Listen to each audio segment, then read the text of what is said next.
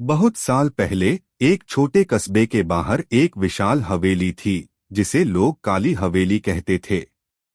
दिन में वह हवेली साधारण दिखती, पर रात होते ही वहां से अजीब आवाजें आती थीं, कभी बच्चों की हंसी, कभी रोने की चीखें और कभी किसी के कदमों की आहट।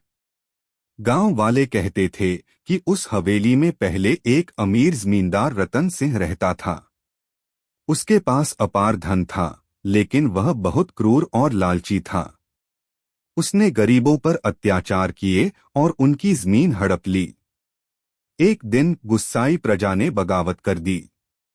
उसी दौरान हवेली में आग लगी और पूरा परिवार अंदर जल गया।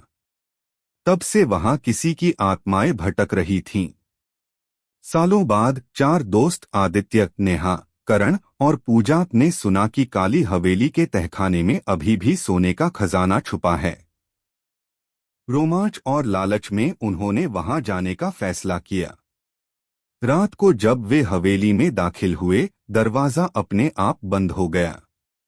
दीवारों से खून टपकने लगा, चित्रों में बनी आंखें हिलने लगीं और गलियारों में किसी की परछाई उनका पीछा करने लगी। पूजा ने कांपते हुए कहा, ये जगह हमें यहाँ नहीं चाहती। तभी अचानक जमीन से जिजीरों की आवाज आई। जिजीरों में जकड़ा हुआ जमींदार रतन सिंह का कंकाल सामने खड़ा हो गया, जिसकी आंखों में लाल आग जल रही थी।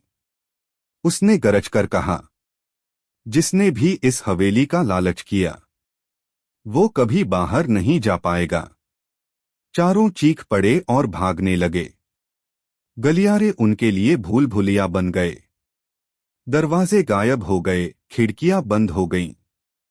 आखिरकार आदित्य ने साहस दिखाया और चिल्लाया, हम खजाने के लिए नहीं आए, हमें माफ कर दो। रतन सिंह की आत्मा ठहर गई।